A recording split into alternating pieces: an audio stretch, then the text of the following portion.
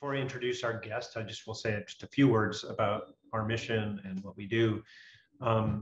We serve seniors, to put it simply, and the heart of our mission is to support seniors on the Key Peninsula to safely age in place in their homes, if that's their choice, and I think that is what most people choose.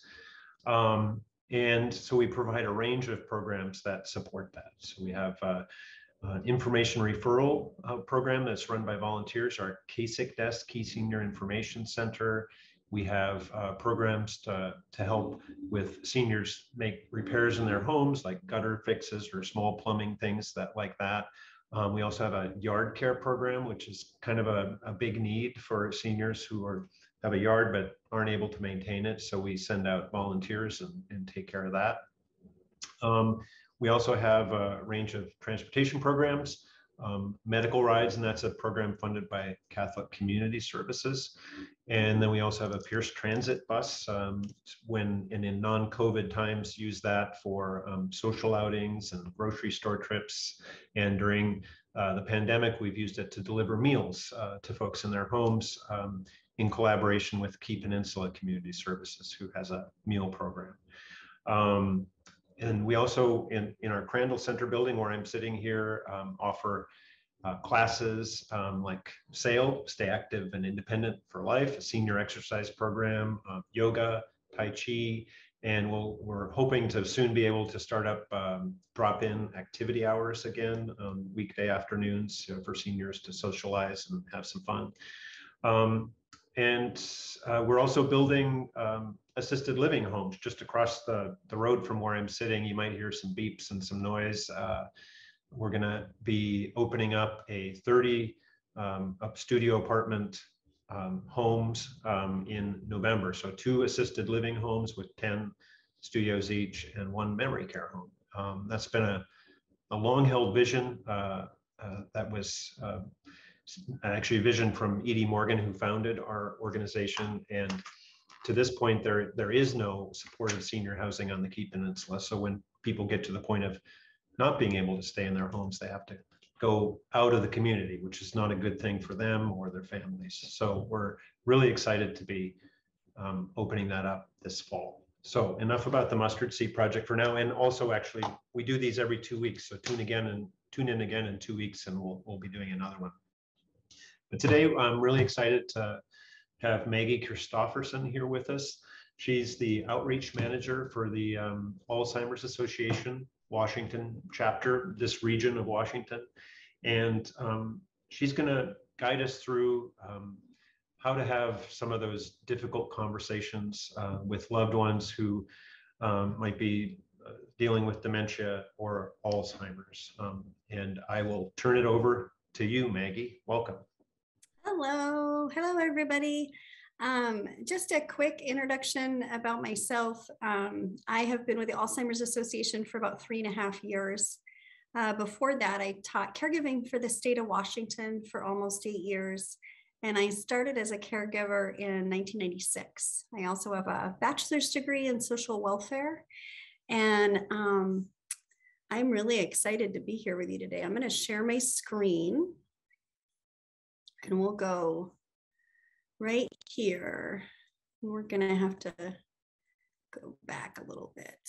Sorry about that. They were not queued up the way they were supposed to be. So we're going to talk a little bit about dementia conversations. We're going to talk about how to have those difficult conversations with your loved ones. And so some of the most difficult conversations that we have with our loved ones when they're experiencing Alzheimer's or other forms of dementia, going to the doctor. It's really hard to get people to go to the doctor to get diagnosed. Deciding when it's necessary to stop driving is another really difficult conversation. And then talking about legal and financial plans to cover future care needs. All of these are not easy conversations. They're not fun conversations. And we are going to talk about how to facilitate these conversations so they work for you and they work for your loved ones. So by the end of today's program, we're going to talk about providing tips on how to break the ice when having these most difficult conversations. We're going to talk about planning ahead and building a care team. We're going to listen to videos from other people that may be having a really difficult time with similar issues. And we're also going to connect you with helpful resources. The Alzheimer's Association has a lot of resources. So one of the things that we hear from, we hear a lot from families on one side, and then the person living with the disease or living with another form of dementia on the other side. And a lot of times the families will say, they'll have plans kind of going in their head, well, my sister lives close by and she could help. I don't want to offend her. My mother's always been really fiercely independent. We're just starting to notice some changes, but we're not even sure there's a problem. So we hear that from families a lot. And, from the loved one to the family, they're worried that that person is busy with their own life. They want them to know they're fine. They sometimes say, well, wait till you're my age, and things are a little bit harder. So those are always some things that we hear, right? We hear these things, but the thing is it is time to have the conversations now. Sooner is better than later. We don't want to wait for a crisis. We don't want to wait for an emergency. We don't want to wait for somebody to wander. We don't want to wait for somebody to have a cooking accident. We don't want to wait for somebody to fall. We want to have the conversation now. My slideshow is just going without me. Sorry about that, guys.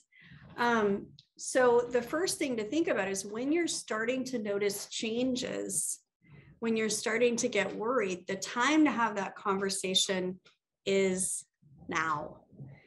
We want a plan. Having these conversations is difficult. It used to be that cancer was the most feared disease in America. It is now Alzheimer's and dementia. And so nobody wants to hear that somebody's worried about their memory. That is really scary, and a lot of people, when they're scared, get angry. So these conversations need a plan. We can't just go in willy-nilly and say whatever, because oftentimes it can backfire. And I can tell you from my own experience, I've taken care of people with Alzheimer's and other dementias, but my family, my stepmom has Alzheimer's, and she got diagnosed in 2017 before I worked for the Alzheimer's Association. And I will tell you, we did not have a plan, and the conversation didn't go very well. So having a plan is a really good idea. When you're seeing changes, start taking notes. And, you don't have to write a big novel, and do not leave the notes where your loved one can see, but just start taking notes. Mom forgot lunch with Aunt Sarah. Dad got an fender bender, any kind of changes you see. And here's the deal. When someone is going through Alzheimer's or dementia, it is really normal for them to exhibit personality changes in memory, thinking, and behavior. And if you're noticing those changes, don't discount them, because just because somebody's getting older doesn't mean that their personality changes. It doesn't mean that their memory changes, really. It doesn't mean that their thinking changes. So if you're noticing changes, it's time to say something. Practice. I know it sounds crazy to practice, to have a conversation with your loved one, but I think it helps. Oftentimes, we don't know how things sound before they come out. We don't know what the reply might be or what the response might be before it comes out. So trying to practice a little bit and have this conversation when you are both relaxed and comfortable. So think about the best time of day for that person. Are they a morning person? Are they a night person? Do they need to have their coffee first? Should they have something to drink? Not alcohol. I just mean like coffee or something to eat first. So really think about that and then decide when to have that conversation. because we all have times of day where it's better for us to hear, bad news. So fear and anger and stigma can be barriers to getting a diagnosis. They can be barriers to getting checkups, and they can be barriers to getting medical help. And the earlier somebody is diagnosed, the better. The more often somebody attends their checkups, their regular checkups, the better. The easier it is to get somebody medical help, the better. So our job is to try to help mitigate that fear and that anger and that stigma. So let's just hear from Donna. She's going to talk about the importance of getting help. I think you have to be honest. I think that's the important thing with it. To get a loved one to the doctor, I think you just need to be candid and honest of what are you trying to do. We're trying to understand what we're up against. It's just so important to do that, because you can't battle something that you don't know what you're battling. Again, it may not have been Alzheimer's. It could have been depression. It could have been so many other things. And guess what? There's other things you can do to take care of those issues as well. But that's what you need to be able to do. You can't ignore something. It's not going to go away. So I love how Donna talks about that we can't battle what we don't know. So getting the person to the doctor is one of the most important things we can do. And you want to use words that are comfortable for that person. If they're nervous about going to the doctor, we don't want to say, you're going to go and get a diagnosis. We don't want to make it really clinical. So trying, maybe just go get checked out, maybe let the doctor take a look. Let's just go see what they say, whatever works for them. Your loved one. Suggest Medicare's free annual wellness visit. When you are on Medicare, when you're over the age of 65, you get a free annual wellness visit. And part of that free annual wellness visit is a mini cognitive status test. And so if you suggest that visit, then you don't have to say you're going to the doctor to see, what's going on with your memory. They will be checking at that visit. Pair an enjoyable outing with the doctor's visit. And sometimes we can kind of sandwich this kind of yucky visit that they don't want to go to between two things they do want to do. So maybe it's, hey, let's go out to breakfast, go to the doctor, and then we'll go shopping, something to get them out of the house. Invite family and to communicate any concerns or questions to the doctor. So because of HIPAA, your loved one's doctor cannot share private health information with you, but you can call or email and share questions and concerns and health information with them. You don't have to do it in front of your loved one. You can call ahead. And that's, a good thing to do, because sometimes you get there and you forget, or you get there and your loved one doesn't want you to say anything, and then everybody's just quiet. And I have done that myself. I've done that. I have older children. I've done that with them. I did that with my dad when he was having an issue and he was in the hospital. They can't give private health information to you, but you can give it to them. And if they're still reluctant, try using a therapeutic fib. Now, we don't like lying to people, but here at the Alzheimer's Association, we call it a therapeutic fib. It's a little white lie, to get them, a little lie to get them to go to the doctor. And sometimes it's, this is what's necessary to go on the cruise, or this is necessary for the life insurance, or whatever it is. But it sometimes works. So when to stop driving. When I was teaching caregiving classes, I did a whole section on getting older and how it was difficult to get older. And I had my students write down 5 things that they, weren't ready to give up yet, going to the bathroom by themselves, eating by themselves, getting dressed, driving, and I think it was taking a shower by themselves. And then I had them cross it off, each one, which one they would give up first. And almost always driving was one of the last independent activities to go.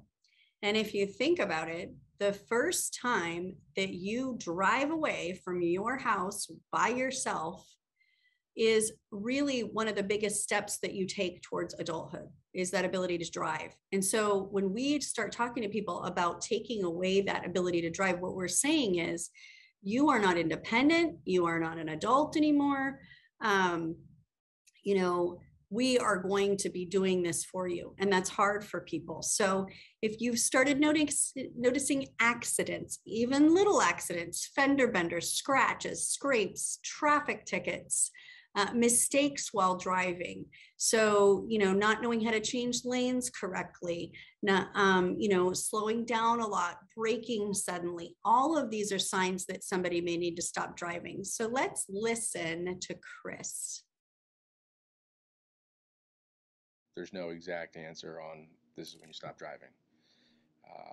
You could tell when coming up to an intersection, as an example, the ability to understand what's going on around you was starting to deteriorate a little bit. Being on the highway with cars on both sides becomes a little bit more difficult. And first and foremost, the safety of everybody in the car, as well as other drivers on the road. You think about that, and you want to make sure you're not putting anybody in danger. But then the difficult part is telling your dad, who you love, and you know he loves driving, and he's used to it, that he can no longer do that. But then even then, taking the keys away full time was very difficult. The doctor was very helpful in just saying, you know, medically, you can't do this anymore. But my mother had the hardest time with this because she knew how much this was going to hurt him as well. And this is one of the first things that we had to deal with as a family when it came to telling my dad that he had to stop doing something because of this disease. That meant a lot to him. And I think Chris makes a really good point, you know, that this may be that first time you have to tell somebody that they can't do something because of this disease. But driving is really hard. It doesn't seem hard anymore because you're used to it, but it actually is pretty taxing on the brain, and it takes multiple parts of the brain. And when somebody is suffering from Alzheimer's, it becomes really difficult to drive, and especially to drive safely. So we want to plan ahead before an accident occurs. We don't want there to be an accident before we decide to stop driving. You want to express concerns about specific changes. So oftentimes when we are telling our loved one that we're concerned about things, many times we forget to mention, I'm concerned. And instead we go to, you know, kind of an accusation, you know, you didn't stop at that stop sign, you know, you changed lanes too fast, or you've gotten in 3 accidents in the last month. And when people hear, you know, when they hear accusations, the defenses go up. But when they hear, I'm concerned that, you know, you may not be being safe, I'm concerned for your safety, it oftentimes allows those defenses to come down so they can actually hear. Appeal to the person's sense of responsibility and concern for others. Try not to be too hysterical about it, right? I've heard of people saying, you know, you're going to kill somebody, and how would you feel if you killed somebody? That's too far. What we can say is, you know, I know that you are a responsible person and a responsible driver, and you wouldn't want to hurt anybody. So Sandra has a really good idea. Or Sheila, sorry. I don't know why I called her Sandra. Some tips on having the conversation is pointing out, especially for my father, the potential danger to others that it may cause if he's behind the wheel. And, you know, just talking about it from the standpoint that this is not only the best thing for you, but this is also the best thing for others around you. And these are some of the alternatives, making sure that, you know, this is what's going to happen, having a plan. You know, if mom can't take you, then Uncle Thomas or some, you know, will be here to take you, and we will make sure that you're getting out of the house and that you're doing some things. So, you know, presenting the bad news, but then also presenting the plan. And for my father, that's really, really important to have a plan. And I think Sheila makes a really good point, right? We're presenting bad news, but now we have a plan, and we actually need to have the plan in place before we talk about it. Because just like you and I, people living with this disease have places they need to go and places they want to go. They want that reassurance that they're still going to be able to get to church or coffee or breakfast or whatever it is that, you know, gives them social connections. So you might want to incorporate the voice of an esteemed professional, and that means that your doctor may need to talk to them. And the thing is just a diagnosis alone does not mean that somebody needs to stop driving. But when somebody is showing signs of unsafe driving, then it's time to stop. So it's a good idea to have that doctor kind of ready to have that conversation. And we have to have empathy. This is hard. So let's listen to Wendy. Talking to somebody about stopping driving, I think it's most important to understand that that is tied to someone's independence more than most things. And so by saying you can't do this anymore is like telling the person, it's like ripping away their independence. And that doesn't feel good for anybody. I know that I've always tried to put myself in that situation. What would I think if someone was saying this to me? You don't get to do this anymore. And how would I feel? And how would I want somebody to talk to me about this?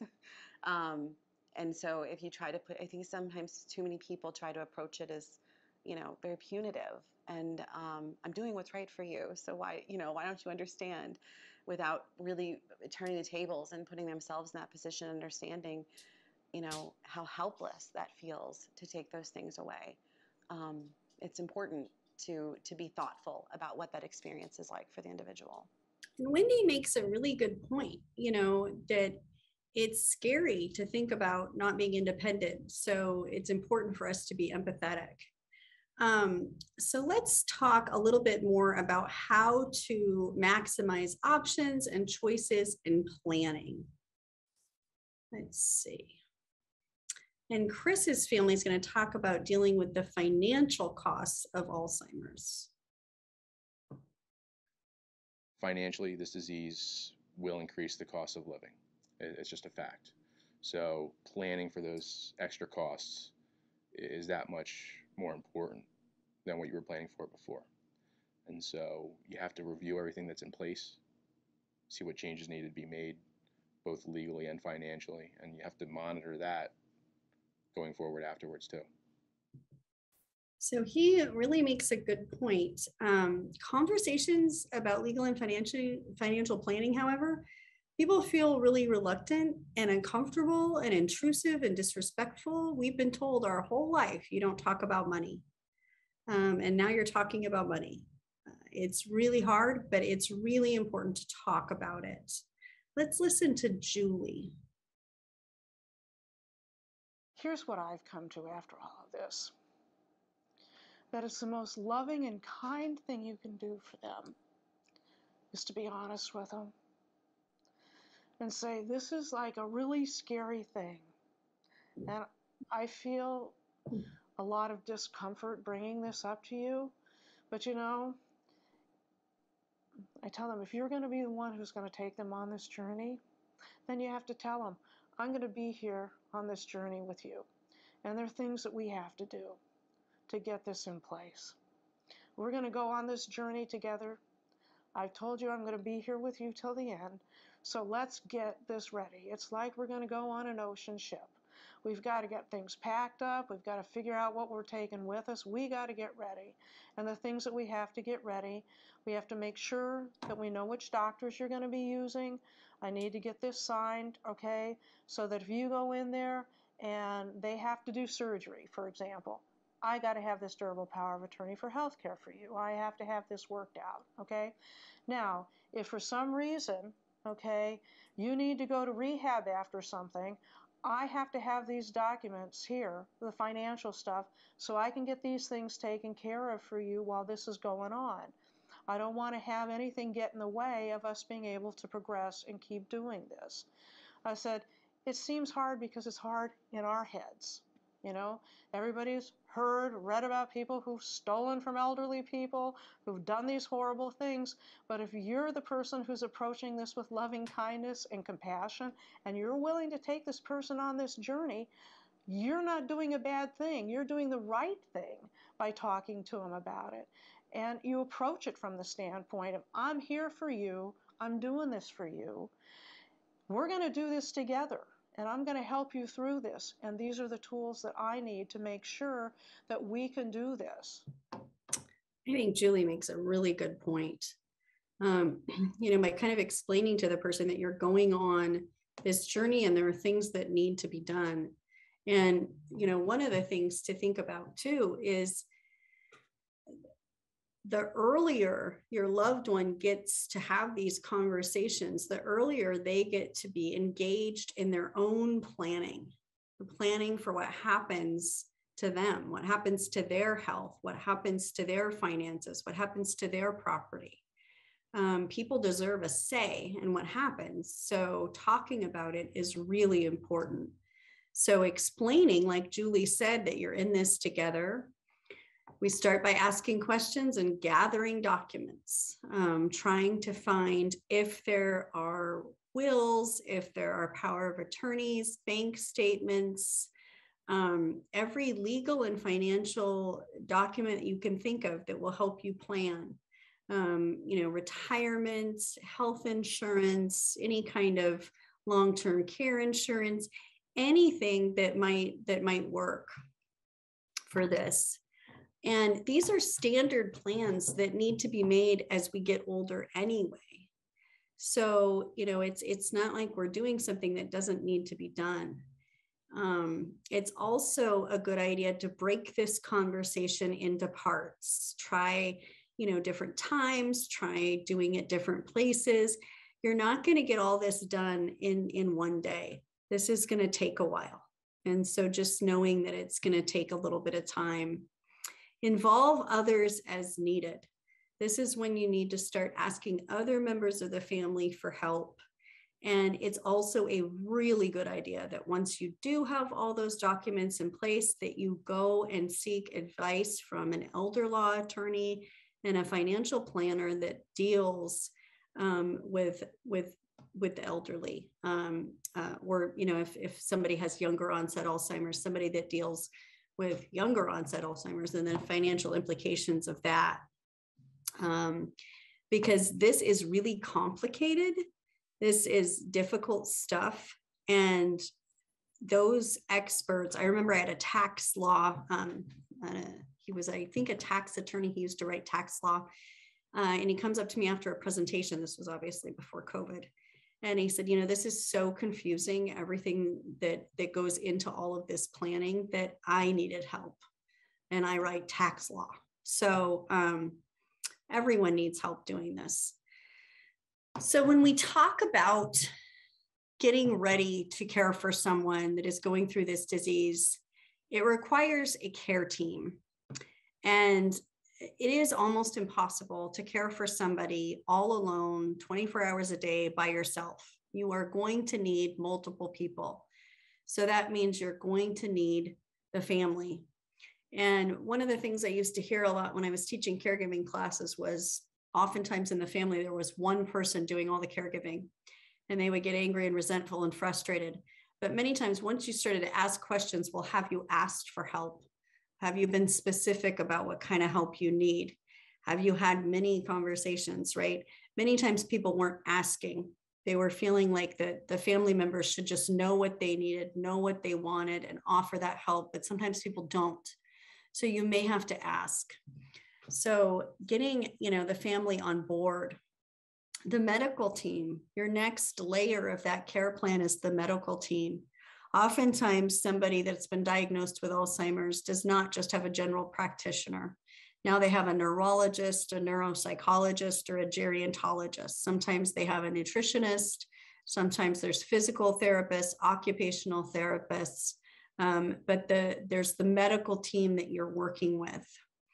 Then we have family, or we have friends and maybe neighbors. So these are other people that you can rely on. These are other people that you can ask for help. And there's nothing wrong with asking for help. There's nothing wrong with just really saying, hey, I need some assistance. Sometimes the workplace is part of that care team, especially if they're providing, insurance and disability leave and, PTO and all of that kind of thing. The workplace also becomes part of that care team. And then community resources, like places like the Mustard Seed and the Alzheimer's Association, these resources out in the community whose very existence is just to offer as much care and support as possible. So before we go to our contact us, I'm just going to say that someone who has been a caregiver since 1996, that's a really long time. One of the things that I see successful families doing is asking for help and delegating, telling people exactly what you need. I need you to go to the grocery store. I need you to come and sit with my loved one. I need you to help me organize the finances, whatever it is. It's hard to ask for help, but people want to help. They really do. But oftentimes they don't know how they can help you. And so it makes them feel nervous and they kind of stay away. I have a friend that was injured herself a couple weeks ago. And, I didn't know how I could help. And, I said, well, let me know if you need any help. And that's kind of it's a little bit generic. She didn't know what to say. So when people are there for help, really try to be specific and delegate. So the Alzheimer's Association is our whole reason for existing is so we can help.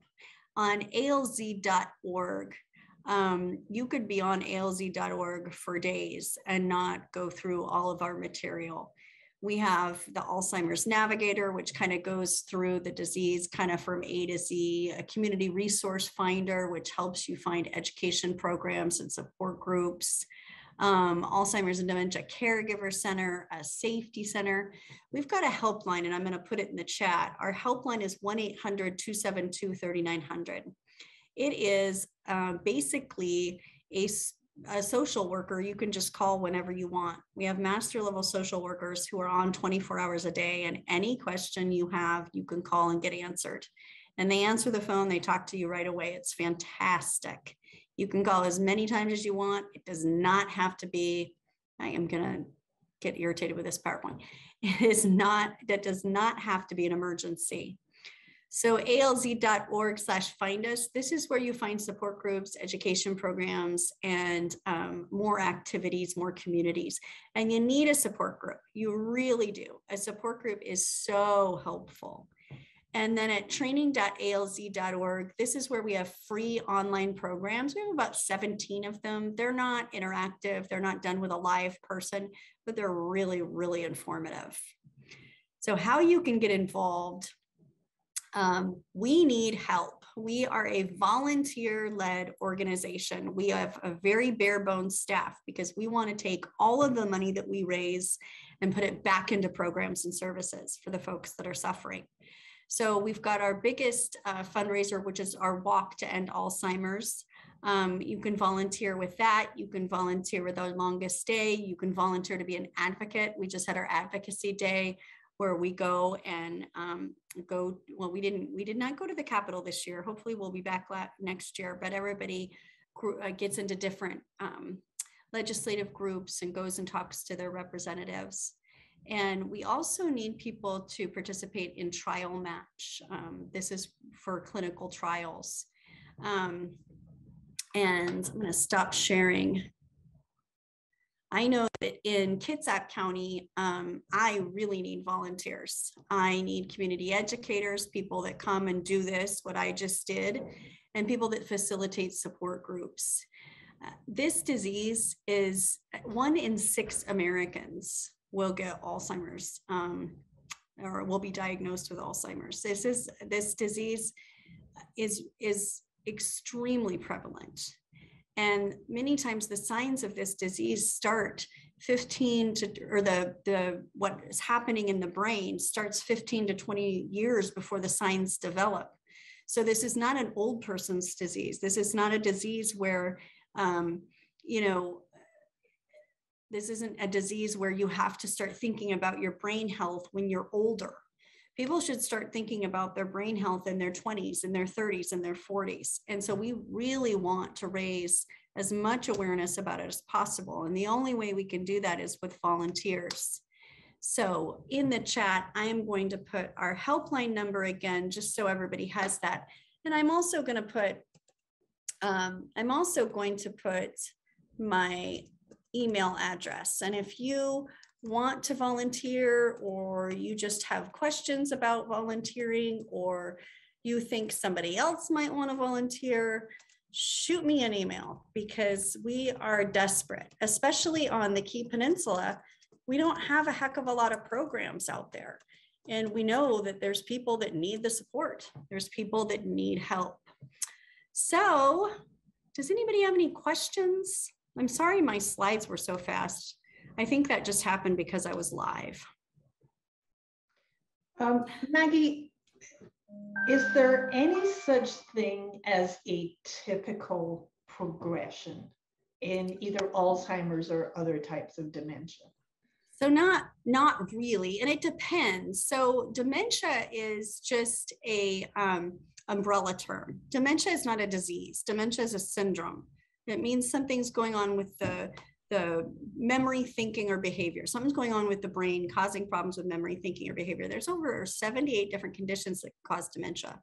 Some of them are permanent and progressive, like Alzheimer's, Parkinson's, but some of them are temporary. A urinary tract infection can cause dementia. Depression can cause dementia.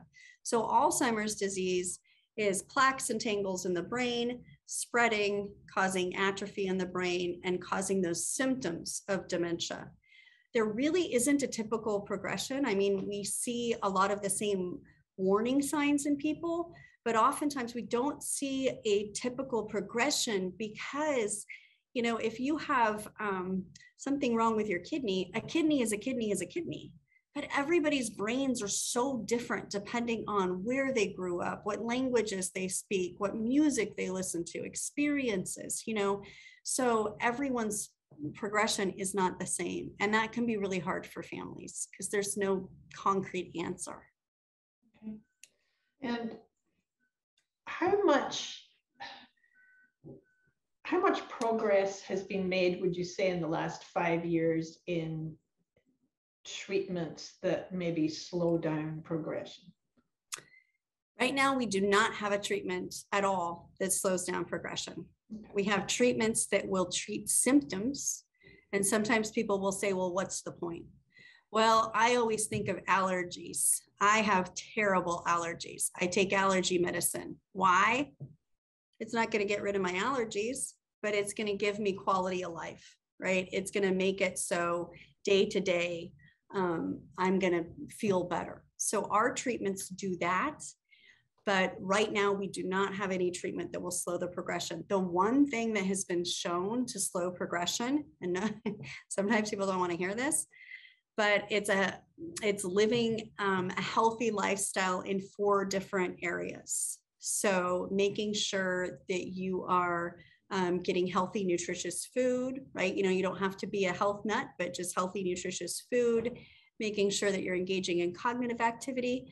Physical activity is super important, and it doesn't have to be anything extreme. You don't have to be a triathlete. You don't have to go to CrossFit, but really quickly, your brain beats 80,000, or not your brain, your heart beats 80 to 125,000 times a day. Every single time your heart beats, 25% of your blood supply goes to your brain. So every time we get our heart rate up, more blood is going to our brain. And so what you do for your heart, you're doing for your brain.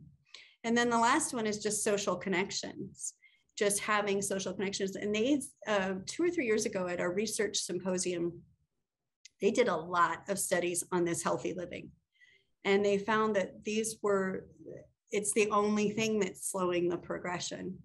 And so we tell people, start now, right? Start now in taking care of yourselves in those 4 different areas. The other thing they're seeing is sleep, getting enough sleep, getting good sleep. It's the only time your brain will be able to clear out all the yucky stuff in your brain is when you're sleeping. So you need about 7.5 hours of sleep a night. You know, actually kind of a related question to that, you know, thinking about when this November or so we open up our memory care home, which is one of the 3 homes that we'll be building, what you just talked about in terms of lifestyle things that healthy living can help. And does music therapy, that's an area do you have programs, the Alzheimer's Association, that you recommend or have? So we love Dementia Friends. I don't know if you've ever heard of Dementia Friends. Right now, Lutheran Community Services is doing it. You guys probably know that. Music Men's Minds, but I believe that's up north. We used to have early stage programs with music, but right now our early stage programs are kind of on hold just because of the pandemic.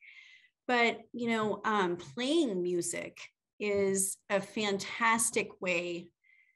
It's not going to stop the progression of Alzheimer's, but what it is going to do is music touches every single area of the brain. So, it's relaxing. It helps people recall memories. It's just really good for you. Great. Yeah, those sound like some good programs. And, I've heard the stories about, somebody who maybe have very advanced Alzheimer's, but can remember all the lyrics to a song that they knew from when they were younger. Yep. It happens all the time. And again, it's just because music touches every single area of your brain. And we got our record player up and running here about a week and a half ago, and I cannot stop laying on the couch listening to records. And I am so relaxed doing this. And I think it's just really good stress relief,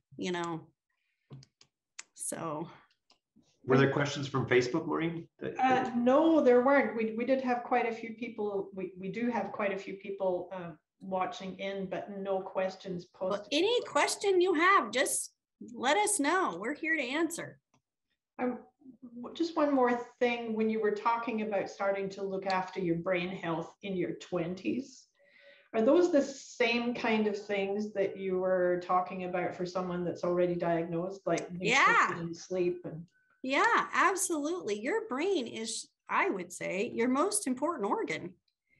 And, it's so important to get that blood flow to your brain through exercise or good nutrition or, social engagement or cognitive activity. All of that is just really good for you. And sleep, there are so many of us that just say, well, whatever, we'll sleep later. But it's not good for your brain. No. And as anybody knows who's pulled an all-nighter and then tries to think straight the next day, right? Yeah, it's not going to happen. It's not at all. And so especially if there's a family history, taking care of your brain just becomes even more important. I'm hearing from one of our staff members that there is in fact a question on Facebook, and it's not coming up for me. So here we go. From Susan Paganelli of the KP Healthy Community. Can you speak to dementia as opposed to Alzheimer's? My parents are in denial of dementia because they don't have Alzheimer's or Lewy body diagnosis. So one of the things I would say is to try to figure out why they have dementia. And so that means going to the doctor and getting a physical. And if you're still not getting your answers, going and being that advocate at a neurologist, a neuropsychologist, a geriatrician. There's generally a reason for why somebody is experiencing dementia. There are so many different reasons. Chronic sleep apnea can cause dementia. Traumatic brain injuries can cause dementia. Encephalopathy, so water, spinal fluid in the brain can cause dementia. Vitamin B12 deficiency can cause dementia. Lack of nutrition can cause dementia. So the first thing to do is to try to figure out why that person is having dementia. And you can always, try to get your loved one to come and watch a presentation or, to just talk about it. Sometimes I think it's helpful. I do this with my kids, but I think they've caught on with now, where I'm like, have you ever heard of, isn't this odd, just to get somebody to start talking about it. I heard that, some famous person had dementia, just to get the conversation started. Does that help? Yes. Yes, thank you. There's just so many reasons people have dementia. And I'll just tell this story. I used to care for a woman whose mother was, only 68 years old. And all of a sudden she started shuffling her feet. She started not remembering things. She started having incontinence issues. I mean, she was really struggling, and there had been Alzheimer's in her family. So her family just assumed she had Alzheimer's. And finally, one of her sisters came and said, this is ridiculous. We are going to the doctor. Well, she had encephalitis or encephalopathy. She had that spinal fluid in the brain, and they put a shunt in, and she was fine. And so what if they would have just said, well, we don't know. What can you do? I mean, a shunt wouldn't have worked after a while. Wow. Yeah. That really makes you think, doesn't it? Yeah. I mean, her life, was pretty crappy for that 6 or 7 months where she was experiencing it. But then, somebody got pushy with the doctors and said, this is ridiculous. Yeah. Sometimes that's what's required. In fact, most of the time that seems to be. Most of the time it is, but we don't want to get pushy with doctors because we get nervous, but it's like. Yeah. Anything else, Maureen, on the? No, I have now found the right, I'm on the right part of the page, but Susan says thank you for that answer, and don't have any other questions at the moment. So I know you're going to say a little bit about the upcoming community forums, Maureen, but I thank you, Maggie, for putting the helpline number and your, the Alzheimer.org website or your email address, actually. Maureen, can we put those up too on our Facebook page in case people missed it in the chat? And we would love to have you back again as well, Maggie. And I'm sure we'll be in touch with you as we get closer to opening our memory care homes too. And this presentation will be on our YouTube channel in a couple of days, and I will make sure that those numbers and website addresses are highlighted in the description of the video as well. Great. So thank you, Maggie. Yeah, thank you so much. Thank you. And on March 10th, in 2 weeks, we have Marla Morgan of Peninsula Hands-on Art, which is a local nonprofit that takes art classes into elementary schools. And they do 4 pretty exciting projects per year. And she's going to come and tell us all about art and what art does for school children. And 2 weeks after that, on March 21st, we have Mark Santelli from the ADRC. And he's going to help us start to unravel the social security system for those of us that are maybe getting close to wanting to access that, or we have parents or other family members who are approaching it. It seems to be at least as convoluted as Medicare. So I'm certainly looking forward to hearing more about that. And you can all join us for those. Great. Thank you. And thank you again, Maggie. Look forward to having you back sometime soon. Oh, thank you. Have a great day, everybody. All right. Bye. Bye.